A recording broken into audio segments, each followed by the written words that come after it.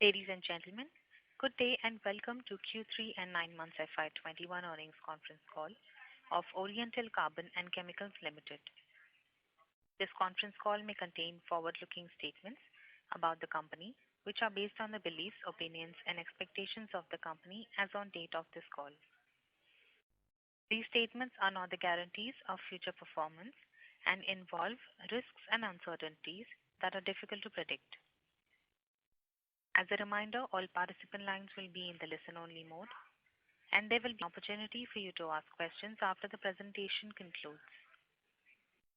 Should you need assistance during the conference call, please signal an operator by pressing star then 0 on your touchtone phone. Please note that this conference is being recorded.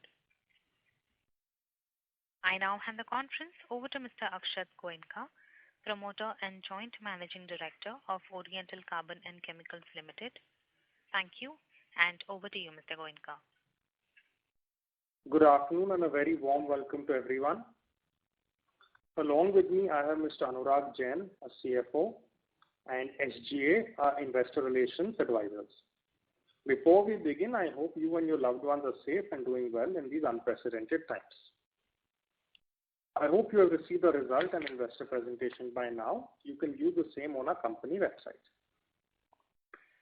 I'm happy to report that we have witnessed a healthy pickup in sales momentum post-COVID disruption, which has helped us to deliver a strong financial and operational performance across all parameters in Q3 FY21, with a top-line growth of 33% year-on-year and quarter-on-quarter in Q3.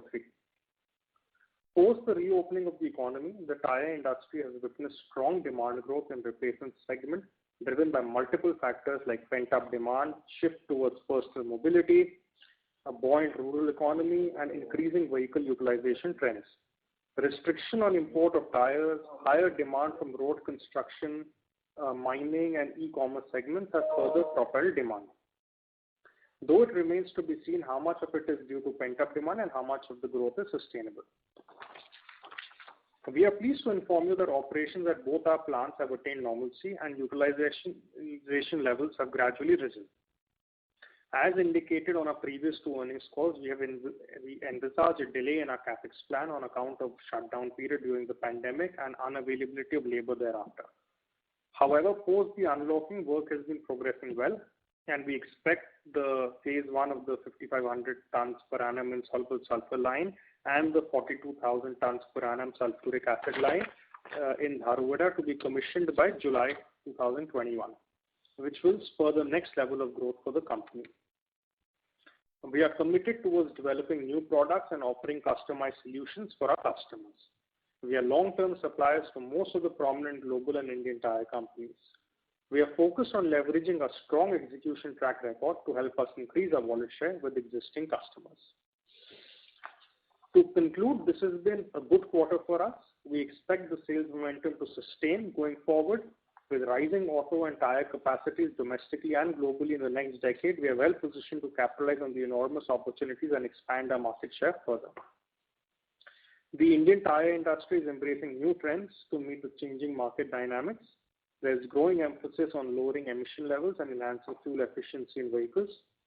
The onset of BS6 emission norms last year has accelerated the trend towards more efficient radial tyres as against traditional bias tyres, especially in the LCV and TBR segments, which remain under-penetrated.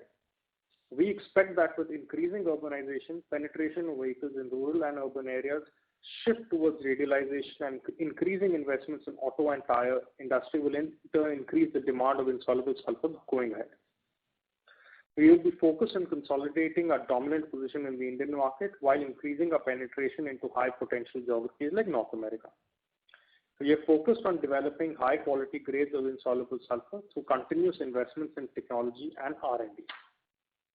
Now I would like to hand over the line to Mr. Anurag Jain to update you on the financial performance of the company. Thank you, Akshat. I will take you all through the standalone financials of the company. Total income for Q3 FY21 was up by 33% year-on-year to rupees 109 crores as compared to rupees 81.9 crores in Q3 FY20, driven by recovery in demand post the reopening of the economy. EBITDA for Q3 FY21 stood at rupees 42.8 crores as compared to rupees 24.8 crores in Q3 FY20, a growth of 72% year-on-year. Our sustained thrust on cost control and better sales has led to operational efficiencies and resulted in strong EBITDA margins for Q3 FY21 of 39.3%, up by 900 basis points year-on-year. However, due to upward trend in raw material prices, the next quarter EBITDA margins are expected to be in the early 30s. Going forward, we expect our long-term EBITDA margins to be in the range of 28 to 32%. Profit after tax for Q3 FY21 stood at rupees 28.4 crores as compared to rupees 16 crores in Q3 FY20, a growth of 78% year-on-year. Our PAT margins for Q3 FY21 improved by 60 basis points to 26.1%. To quickly summarize the 9-month numbers, total income for 9-month FY21 stood at rupees 237.8 crores compared to rupees 264.7 crores in 9-month FY20. EBITDA stood at 85.3 crores as compared to rupees 79.5 crores in 9-month FY20, a growth of 7% year-on-year, and PAT stood at rupees 50.2 crores as compared to rupees 54.4 crores in 9-month FY20. With this, I would like to open the floor for questions and answers. Thank you very much. We will now begin the question and answer session. Anyone who wishes to ask a question may press star and 1 on their touchtone telephone. If you wish to remove yourself from the question queue, you may press star and 2. Participants are requested to use handsets while asking a question. Ladies and gentlemen, we will wait for a moment while the question queue assembles.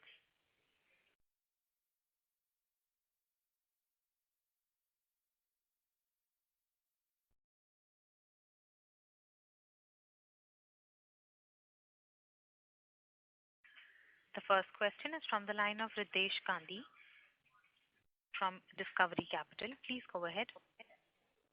Hi, and congratulations on your numbers.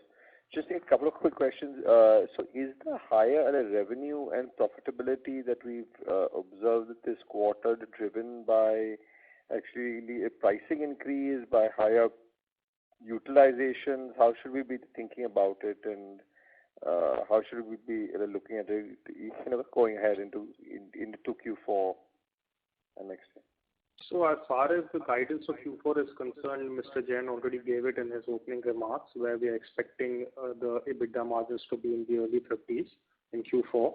Q3 was, I would say, driven largely by two things. One is optimum capacity utilizations, and secondly by benign raw material prices, which have now started going up drastically.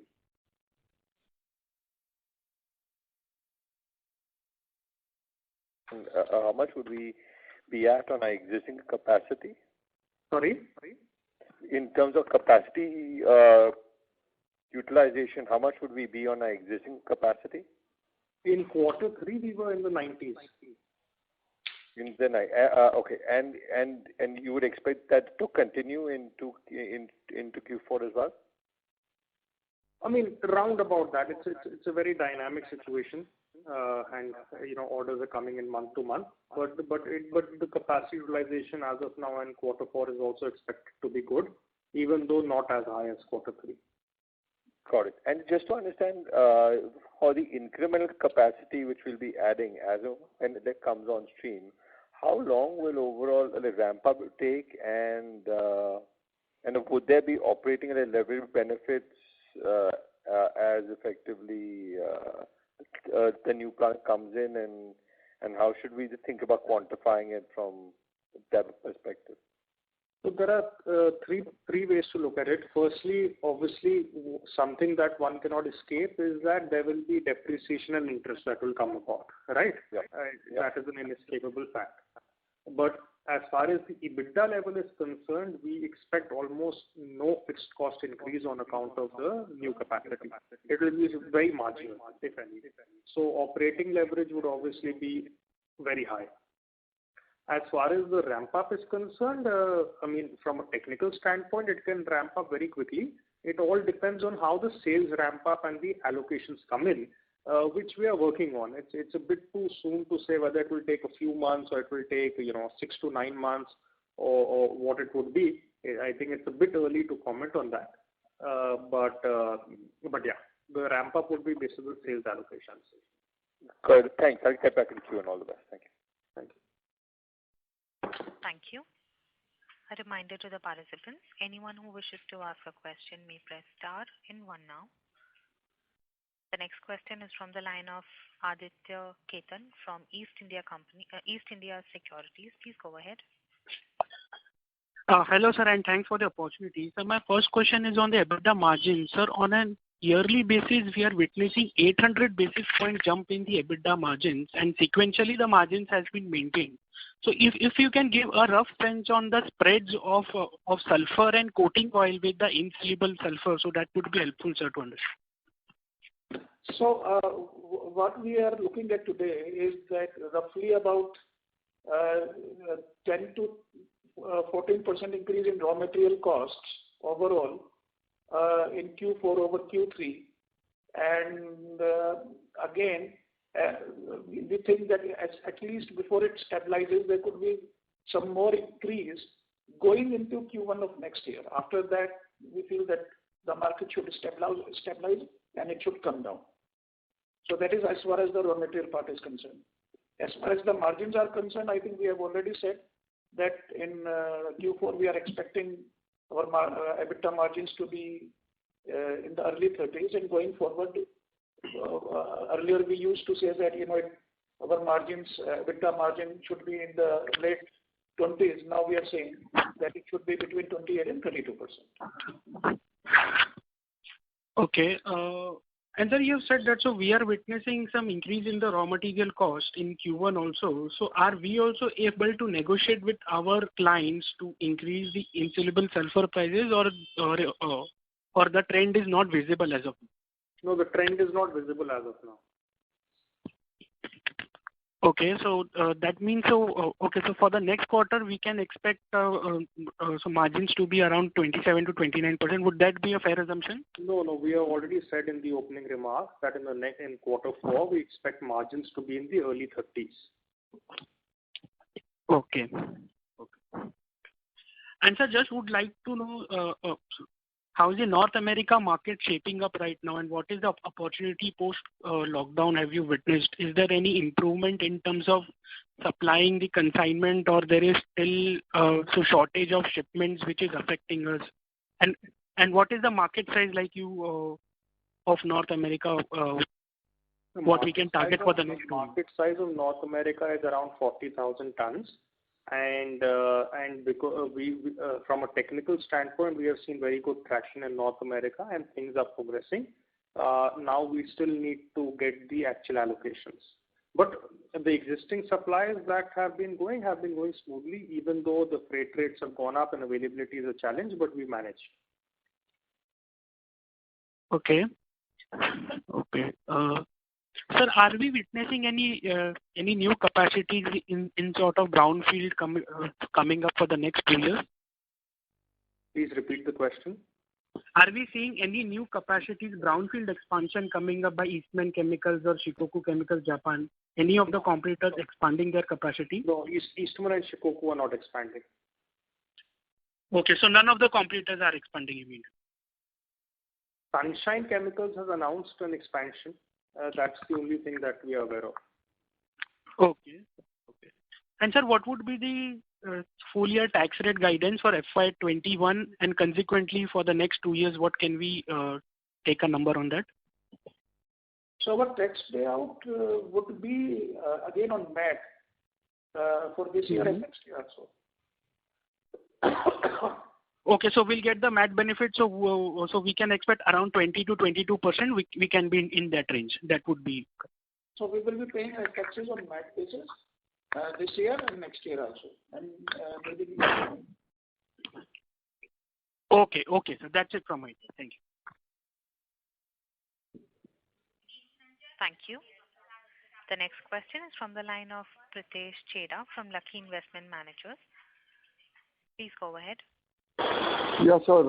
My first question is the 100 crore revenue run rate that we see in similar number in FY19 throughout FY19. It's fair to assume that the existing capacity would largely be fully utilized at the 100 crore revenue run rate, or would you have any more room to post incremental utilization on these numbers? So I think at this 100 crore run rate, we are in the 90s. We scale up more than that, or that's usually the... I mean, plus minus here and there can happen, but we are, at this run rate, we are largely at optimum. There could be obviously 5% here or there more room. Okay. But largely we are at largely we are at optimum capacity utilization of this 100 crore plus 100 for the quarter. Okay. My second question is when the new lines come in, which is the 5,500 ton 2 lines which you are adding in phase 1 and phase 2. So does it mean that the margins directionally should go higher because of the operating leverage coming up on those lines versus the historic margins that we had? So we have already revised our margin guidance upward in this call to 28 to 32 from the earlier stated position of 25 to 28. Okay. Then what is the depreciation number which will get added on the entire capex in 2 parts, if you could tell? 1 second. So the capex that will come in is around 150 crores. So let's see what the depreciation number will be. Just give us 1 second. So around 6 crores. 6 crores extra on depreciation. On the total capex? So that is annualized, not on a quarter basis. 6 crores on the annual. Capex of 215 crores which you have scheduled, or on the... Right now 150 is coming on, and then the balance 60-65 is for the second phase. Thank you. We would request the current participant to please come back in the question queue for any follow-up questions, as we have several participants waiting for their turn. The next question is from the line of Anuj Sharma from M3 Investments. Please go ahead. Also, we would request the participants to please limit your questions to 2 per participant. Anuj, you can go ahead, please. Yeah, thank you, and congratulations on good set of numbers. My first question is, we are currently 10% of world capacity, and we have slowly inched up, and after this expansion of 11,000 will be 11-12%. Is that a trend when the world demand is growing by 2-3%? Can we continue to inch up our market share? And what is our thought process that suppose 5-10 years down the line, what market share we see we can aspire for? Can you please repeat the question? It wasn't clear. Yeah, I'm saying that we have gradually over a period of time inched our global market share to 10%, and after 11,000 ton expansion will be 11-12% of global market share. In the next 5-10 years, can we see our market share only increasing, and what is the global market share we aspire for in the next 5 to 7 years? So after these current expansions, how much it would increase by and all is, I think, quite far, because even after the current expansions, our capacity would be close to 47,000 tons. And if you look at the FY20 sales numbers, they would be, very low, very low looking compared to 47,000. So even if we go from today to actually selling out 47,000 tons, that is a massive growth rate in the next 3 to 4 years. So right now we're just focused on that. All right.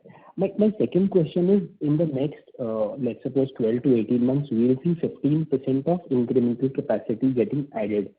How many instances in the past have we seen that, this kind of capacity additions have happened, and how has it led to pressure on the realization? While you have said in the last call it directly won't affect us, but just your thoughts as to how it has behaved historically.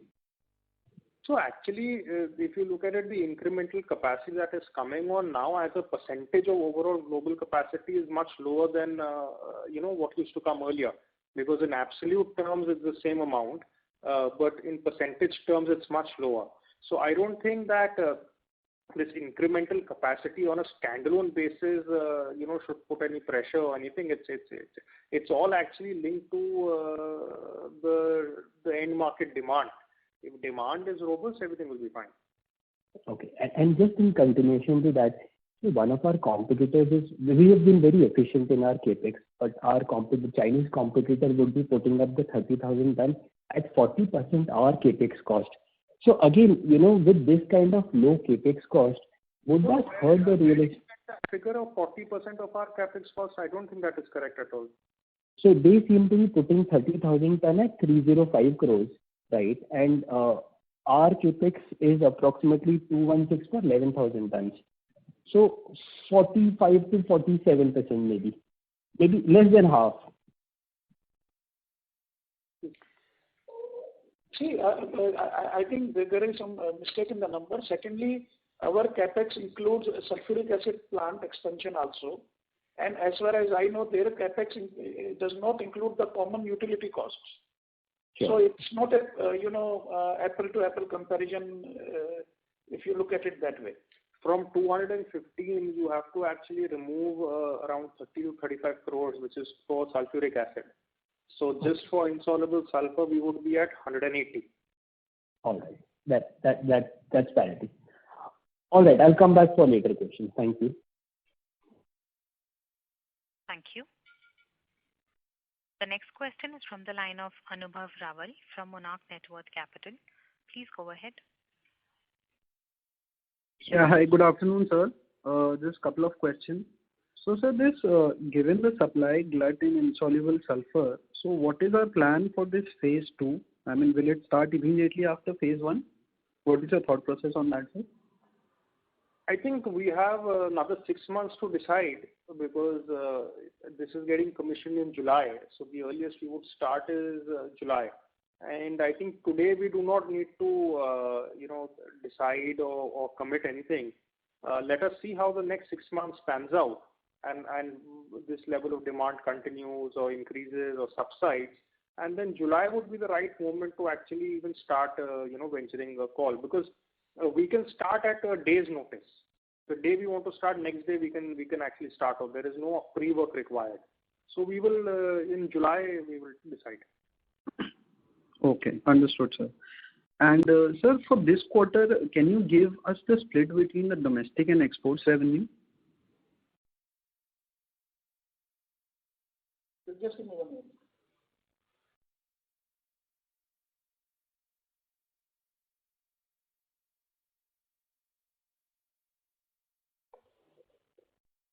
So about 60% has been export and 40% has been domestic. Okay, fair enough, sir. And sir, just on a gross debt and cash on books, what would be that right now? What would be the? Gross debt and cash on books, sir. So gross debt we are expecting by end of March. As of 1st January. As of 1st January. अभी के पास है 31 दिन के नहीं यार 31st से बनाया था So the total borrowing that we are looking at is about 163 crores as on 31st December. No, 31st December is not 160. In long term. Including long term. Including working capital. Yeah. This includes working capital borrowing also. So 163 is the total borrowing, out of which around 40 will be working capital. And the investment would be around 283 crores. Sorry, total. I'm so sorry, 150 crores. Sorry, sir, I didn't get 150 is what? 150 crores is the total investment. So this includes cash on books and your investments, right? Investment. This cash on book is higher.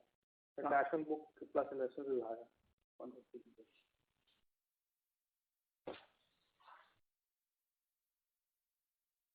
Hello. Yeah, 150 includes both investments as well as cash. Okay. Perfect, sir. Thank you. I'll come back in the queue. Thanks. Thank you. The next question is from the line of Shashank Kanodia from ICICI Securities. Please go ahead. Yeah, good afternoon, sir, and congratulations for a good set of numbers. So I have two set of questions. So the first front, you aspire to attain some 10% market share in the North American market. So could you please guide us what is the market share now, and are we on track for the trajectory next 2 to 3 years? Yes, we are certainly on track to hit a 10% plus market share in North America in the next 2 to 3 years. Our current market share remains in single digits. Roughly 5-7 odd percent, or as in? No, less than 5%. Okay. Second thing, can you help us with the sulfuric acid prices for the quarter and sequential movement? I think they should be good amount of gains arising out of rising sulfuric acid prices as well to us. So if any color that you can share. See, sulfuric acid prices are very dynamic, and they usually change with the change in the sulfur prices. For example, now since the sulfur prices have started going up, the sulfuric acid prices have started going up. So there is nothing fixed about sulfuric acid price. It varies with the sulfur prices. Right. But sir, in Q3 versus Q2 of last quarter, were the prices more robust in terms of like 1.5x, 2x strikes? Q3 was more than Q2, yes. So any color in terms of what quantum increase? Was it 50% more or 100% more? I will tell you later. I'll just get the quantum. I will tell you later in the line. I will tell you exactly percentage increase. Okay. And so lastly, on the phase 2 of capex for insoluble sulfur, so at max will commission it by end of FY23 or it can even go beyond that? No, so this one is coming in July 21. So I would say the earliest it would commission is December 23. So you said end of FY23, right? Right, sir. No, so 21, 22, December 22 is the earliest it would commission. So this, so that is the earliest. That is not the latest because we would need 16, 17 months from when we start off. And we will not start off before July, August at the earliest. Right. Fine, sir. Understood. I'll await for the... Your question, they were higher by about 30%. 30%. Sure, sir. Yeah. Thank you so much. Thank you. The next question is from the line of Nitin Gandhi from KIFS Trade Capital. Please go ahead. Yeah, thanks for taking my question. For phase 1, due to current environment and lockdown, do you see some asset turn changing for you at a peak level? No, because I think the cost is still in control. Okay, so how much at peak revenue is possible with current price? Peak revenue with the current capacity. Sorry, can you repeat peak revenue where? Peak revenue for the phase 1 expansion, expanded capacity. Expanded capacity peak revenue would be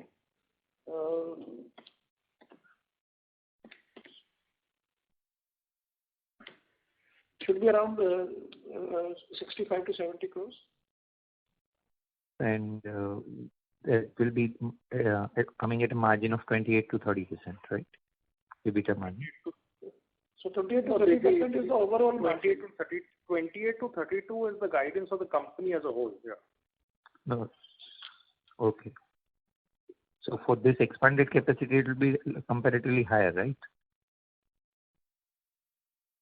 Yeah, but we should not look at it that way. But theoretically, what you're saying is right. Okay. Thanks. Thank you. The next question is from the line of Dhruvam from HDFC Fund. Please go ahead. Yes, sir. Thank you so much. So just one question, all others are answered. Is on the tax rate, you mentioned that you will be under MAT for the next 2 years. So that effectively means about 18%, right? Yes, that will be the payout, correct. So why am I confused is because prior to FY20, you were paying about 27-28% effective rate, which was well above then MAT rate. So has something changed that we are in this revised low rate now? No, we have never paid above the MAT rate. The P&L obviously reflects the different picture. P&L is the provision that we made, which is on the actual sales, and then the difference gets adjusted in the deferred tax. Deferred tax. Okay. Yes. So the effective P&L rate will be around 25% and the cash tax will be around 18%. Is it? Yes. Got it. That's clear. Thank you so much. Thank you. The next question is from the line of Kunal Mehta from Vallum Capital Advisors. Please go ahead. Thank you very much for the opportunity. My first question, I just want to understand the margin bracket which we are guiding for now is 28 to 32%. When I look at the historical margins, and we've been somewhere in the range of 26 to 28%. So by giving this margin guidance for the next year or two, are we saying that explicitly saying that this sort of capacity utilization which we are running at, which is leading to this superior margin? Of course, you have your spreads which is in a favorable domain, but so this sort of capacity utilization we would continue to do so in the next year, quarters, and some time of. I'm excluding the new capacity, but just on the base capacity, this utilization should continue for us to earn this level of margin, 20 to 32%. No, even historically, our margins have been around these figures. Our margins have not been. We have been guiding on lower margins, which is what we always do. But the actual achieved has been higher. Okay. I think there was about okay, sir. I think I'll just check for you. Do you have any specific figure that you're referring to? Yeah, I was looking at the historical January and quarterly margins, and I could see that in most quarters or maybe in most years we have ranged somewhere around 27, 28%, and that's been the trajectory which we've been at. So I think, sir, I'll take this. Your question is that is the 28 to 32 guide you are giving dependent on capacity utilization being robust? Then the answer is yes. Naturally, it is dependent on capacity utilization being robust. Okay. Yeah. That is something. Yeah, that is what I wanted to understand. Yeah, and depends on capacity utilization actually. Correct. And secondly, just wanted to understand this new 5,500 tons capacity. Last time when we saw your Mundra, the capacity coming up at Mundra, similar size, I think it took us 18 months to 18 to 24 months to build it, to use it to full scale. So this capacity of 5,500 in phase one, do you expect it to be used in a similar time frame? At least 15 to 18 months for it to reach full for the full 5,500 tons? Two differences. Last time when that capacity came in, we were instantly hit by a global downturn in the auto market in 2019, and then 2020 was a COVID year. So it would not be a like-to-like comparison. And also as a percentage of increase in capacity, this one would be lower than the times it has come on to Mundra. So I would expect it to be much better than the ramp up in Mundra. Understood, sir. That is helpful. And just last question from my end. I was looking at the insoluble sulfur prices, and I think this quarter I saw. As we reached the end of last quarter, around December last week, I think the prices had started to fall off, soften a little bit. I'm talking about the finished product prices, and while the raw material prices actually were starting to be, as you mentioned also, that they were on the higher side. They were on the higher side as compared to other quarters. They were able to get good inventory, so at a cheaper price. So I understand this margin guidance which you are giving for the Q4 is also including the lower finished product prices also, right? That's correct, because in quarter 3, our EBITDA margins are close to 40, and we are guiding for in Q4 for them to be in the low 30s. So we factored that in. Got it, sir. Got it. Thank you very much, and all the best for the coming years. Thank you. The next question is from the line of Pritesh Chheda from Lucky Investment Managers. Please go ahead. Yes, sir. Sir, what is the net supply chain globally that we will see post the addition from your side and Sunshine and some capacity reductions which were supposed to happen over the next 2 years? No, please. I mean, I didn't understand the question. I said, what should be the net global supply change which will happen in insoluble sulfur post the capacity increase of 11,000 tons that we have planned and 30,000 tons that Sanjesh has planned, and there were few expected close down of old capacity. I would say the net increase would be around 20,000. 20,000. So that is about. If you include R30, in R11, Sunshine's 30, and the reduction of the Japanese plants of Eastman, then that is around net increase is around 20,000. That's about 6% of total demand as of now. Okay. And my second question is, sir, when is the phase 1 going to get commercially operational, which was earlier slated for Q1 of 22?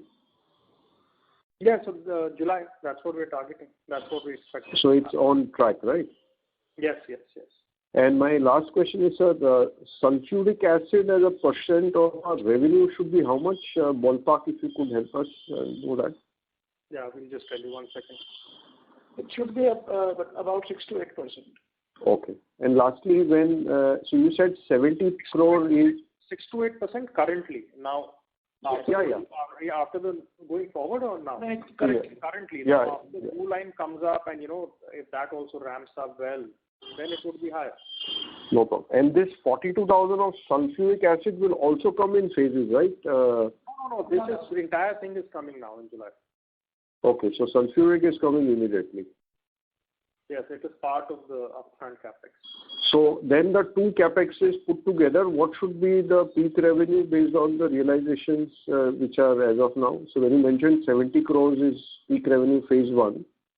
Phase 1, phase 2 put together should be what revenue, sir?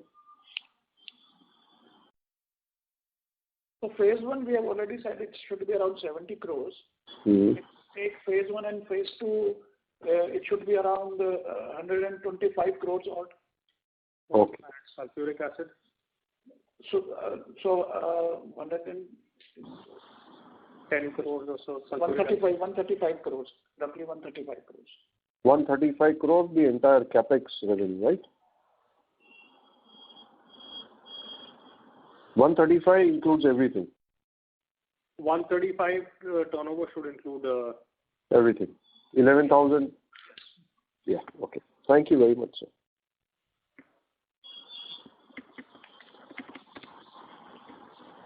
Thank you. The next question is from the line of Anuj Sharma from M3 Investment. Please go ahead. Yeah. Thank you again. So we keep hearing about new product launches in insoluble sulfur. Now, are these products more incremental in nature, or once in a while we can have one revolutionary product which can have significant efficiency enhancement, or it's mostly incremental? It's mostly incremental. Okay. So just in a matter of 3 years, what proportion of revenues could come from new product launches?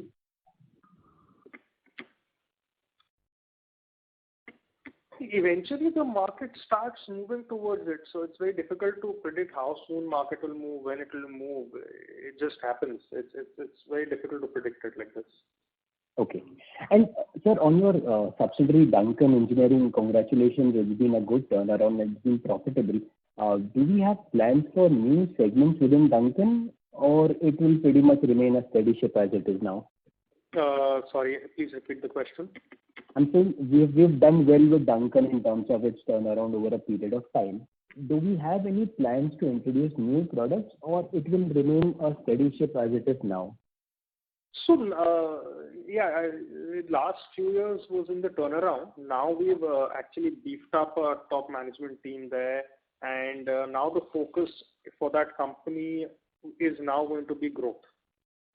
Okay. And that's what we are embarking on now, and that's what we're going to attempt to do.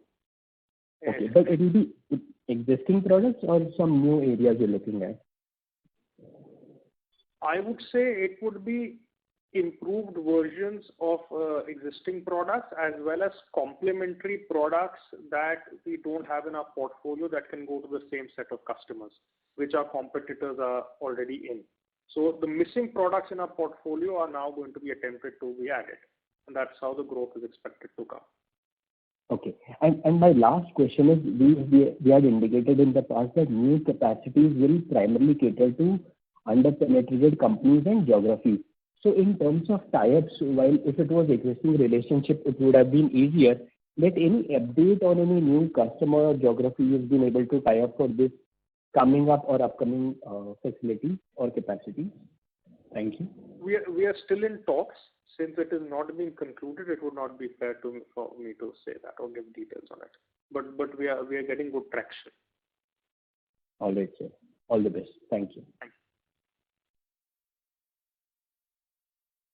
Thank you.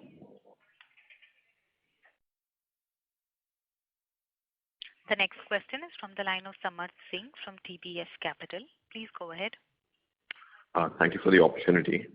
Two questions. First one is, we are planning on moving to gas at Mundra. So has that happened already?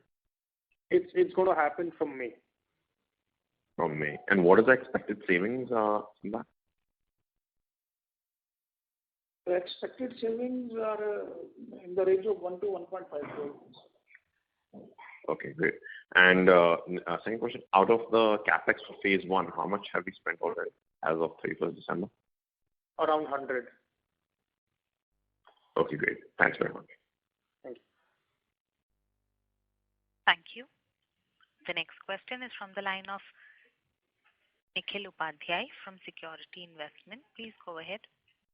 Sorry, I just want to come back to one question because the earlier participant's question was very relevant, because we also had another question earlier that asked for our cash and debt position as of 31st December.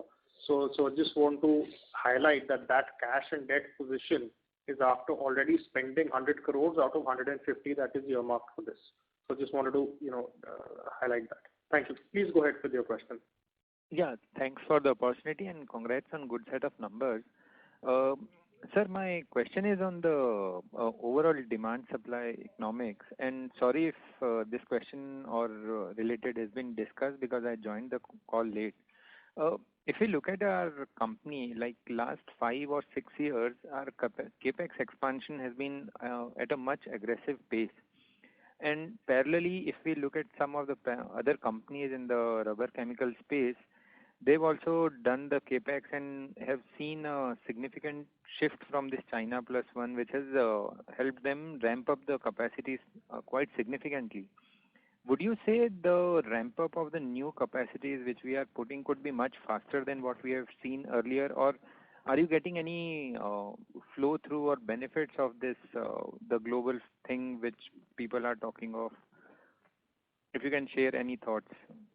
No, so I certainly expect the ramp up of this capacity to be quicker than the ramp up of our capacities that have happened in Mundra.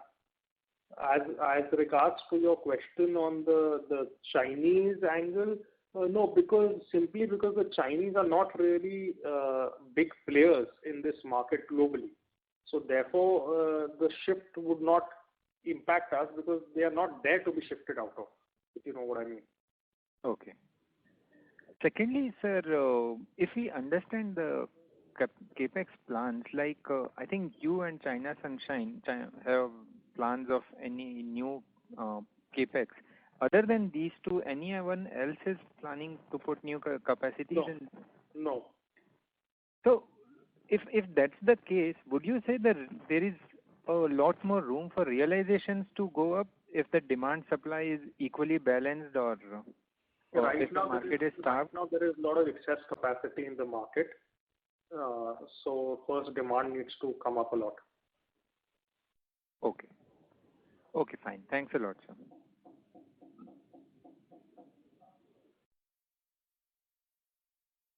Thank you. The next question is from the line of Anubhav Rawal from Monarch Networth Capital. Please go ahead. Yeah, hi sir. So sir, last call we had this discussion on our investment in AIF. Just wanted to, sir, ask what will be the total investments from our side, and for how long will this money be locked in, sir? The total investments as on 31st December that have already been done in these AIFs for durations anywhere from average duration of 5 years would be around 22 crores. The committed figure would be higher, but as you would know, the money is taken in stages. Okay, but the total, I mean, any idea on the total amount? Would it be 50 crores, 100 crores? Yeah, the committed amount as of today would be around 50 crores, but this amount would not be taken it will be taken over the next 2-3 years. But yeah, we continue to make commitments as and when good opportunities arise. Okay, fair enough, sir. And just one last question. So, sir, this peak revenue that you said from phase 1 are roughly around 65 to 70 crores. So, and you are saying from phase 2 it will be the double of that. So, I mean, are we not accounting for the revenue from sulfuric acid? I mean, pardon me if I'm getting the math wrong here. So when we are giving this guidance, we have assumed the lower price of sulfuric acid going forward, and that is why this difference is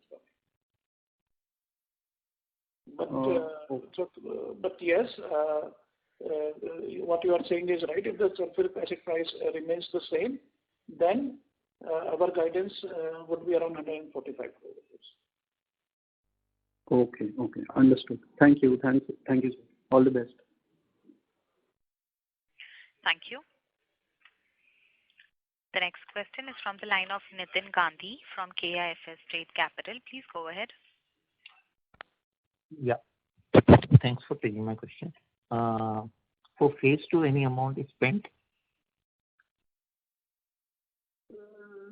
In this 150 crores, there are a lot of common things. So that is why, if you notice, in 215 crores, 150 is coming in phase 1 and only 65 is coming in phase 2. So all the common activities are part of this 150. No, so you said 100 crore is spent, so it should be 100 is spent out of 150. 100 is spent out of 150. Okay, so phase 2 is nothing. And how much is the debt apportion for that out of 163? Sorry? How much is the debt? 2:1. 2:1. 2:1. So 1/3 is internal accruals and 2/3 is debt. So out of current date of 163, 40 is for the working capital and approximately 67 is for the phase 1, right? Correct. Okay. And when you said that demand supply... No, one second. On 31st December, 67 would not be for the phase 1. For phase 1, okay.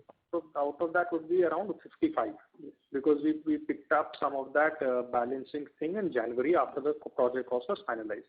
So as of 31st December, only around 55 would be from phase 1. Okay, which will peak out to somewhere around 100 crores by completion time, right? Yeah. Okay. Second question is, when you said that there is a global demand-supply mismatch and demand needs to go up to meet the excess supply, so what is that difference at this point of time? No, I don't have the exact figures of it. But just a guess estimate, whether it is 15 or 20 or a little more than that. I don't want to speculate. Okay. I was just trying to equate with the additional supply coming of 24 sunshine. I don't want to get into this commentary. Yeah. Is it possible to get it at later date? If possible, I'll be grateful. It will be very helpful. This is available in a lot of public domains, so you okay. can try and... No, but listening from you will be of more intelligence. I know. Okay. Thank you very much. Thank you. The next question is from the line of Abhisar Jain from Monarch AIF. Please go ahead. Yeah, hi sir. Congratulations for the good set of numbers. Sir, just wanted to get a sense from you on the capital allocation going forward, considering now for the next 2 years, the capex plan is limited to whatever announced, and we expected to have a strong cash flow, and we are almost net cash positive now. So can we expect a higher return of capital either in the form of dividends or buyback? Would that be the way, or you seem to have some other plans for capital allocation going forward? No, we have no other plans for capital allocation going forward. There is nothing else that we are looking at spending money on. So yes, what you're saying could be a logical next step, which we would do at the appropriate time. But right. Yes, we will go to the rewarding of the shareholders in some way, form or the other. Okay, sir. Understood. That's it from my side, sir. Thank you and best of luck. Thank you. The next question is from the line of Kunal Mehta from Vallum Capital Advisors. Please go ahead. So thank you very much for the follow-up. Just wanted to confirm the math actually. So 215 crores investment is for the entire 11,000 tons capacity and 42,000 tons of sulfuric acid plant. Out of which 150 crores is for the phase 1 and the rest of the 65 would be for the phase 2. That would be the right way to look at it, or? Yes, that's the correct way to look at it. And out of this 150 crores for phase 1, you have spent 100 crores. Correct. Yeah, and the second thing I wanted to understand is that we are based on the current price visibility we have, we are guiding for a combined revenue from this whole investment of 215 crores the revenue to be around 135 to 140 crores. So just want to understand this I mean, from a business case perspective, this makes sense for us because as you mentioned that this new capacity will not entail any overhead costs. So at least the whole of the gross margin will, I mean, not the whole of the gross margin, but a significant portion of the gross margin will come down as an EBITDA margin for this project. I mean, that's the way to look at it. Otherwise, this asset turn on this, 215 crore investment, 140 crore revenue. I mean, is that the way to look at it, sir, from a return on capital perspective? Yes. Because that will work. That would be the way to look at it. You're absolutely right. That's how the return on capital would be calculated in this. And so to put it very bluntly, a greenfield expansion makes no sense with the current industry structure and the pricing. A greenfield expansion for anybody, let alone us, anybody globally cannot expand greenfield because it makes no financial sense. Got it, sir. Got it. So technically the prices, the capacity, industry capacity is at such a level that, I mean, the demand has to come up a lot for the prices to actually improve and make new sense. And that is why I have confidence that no further capacity expansion is going to happen in insoluble sulfur, because a greenfield capacity expansion makes absolutely zero sense for anybody, even if whether it is Sunshine or XYZ, anybody. Nobody is going to do a standalone greenfield expansion of insoluble sulfur. Got it, sir. Got it. Thank you very much. Thank you. The next question is from the line of Dhruvam from HDFC Fund. Please go ahead. Yes, sir. Just one clarification. So this 1 tons, but would it be fair to say the existing capacity is also a bit underutilized? Not the Q3 number, but if you are working from the full year number or FY20 base. Oh, yeah, yes. So the full year number would be severely underutilized. Full year number for us would be severely underutilized, the capacity. Yeah, even the FY20, if I see the revenues were down, so that would indicate there was some volume probably pressure. I understand tire industry. FY20 also was severe underutilization of capacity. Got it. So that would not be the right base. So this is 140 plus some additional from the utilization of existing capacities, right? That is the broader understanding. I mean, there will be some plus to the... The only reason we got into this 140 and all because of the questions that came up. I understand. I got that point. That's not the right way to look at it. I agree with you. It is not the right way to look at it and do it that way.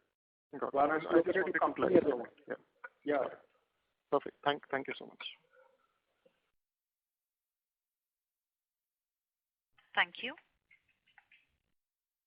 The next question is from the line of Anubhav Rawat from Monarch Networth Capital. Please go ahead. Yeah, hi sir. Just final question from my side, sir. What would be our cost of debt for this new debt that we are taking?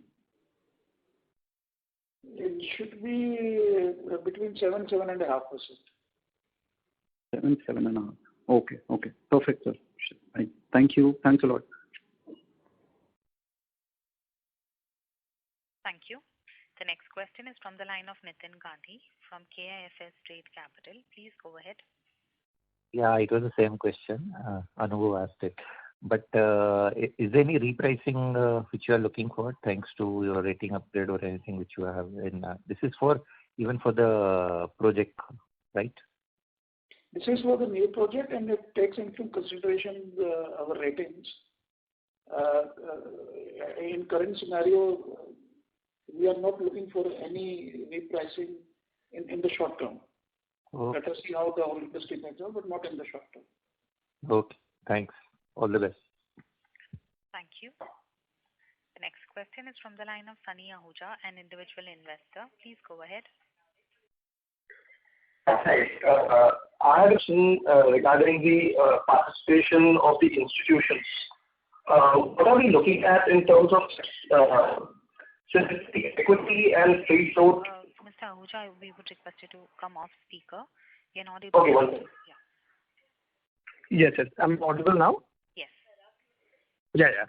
So, to improve the institutional participation, what are we looking at any steps, since the equity and the free float is pretty small at the moment? So I just wanted to know if we are looking in that direction. No, I didn't understand the question. Please repeat. Yes.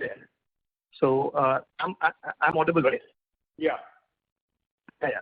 So I just wanted to, from the shareholder's point of view, in order to improve the institutional participation, are we looking at any steps? Since our equity and free float is pretty small at the moment, so are we looking at any steps to augment that so that maybe larger FIIs and institutions would be more maybe be able to participate in a better way? So we keep thinking about what are the different options and evaluating them. If you ask me, is something imminent? The answer is no. But we constantly keep looking at what would be different ways and best things to do. Thank you. Due to time constraints, that was the last question. I would now like to hand the conference over to the management for closing comments.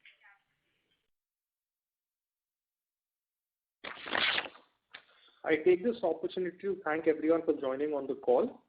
I hope we have been able to address all your queries. For any further information, kindly reach out to us or Strategic Growth Advisors, our investor relation advisor. Thank you once again. Thank you. Thank you.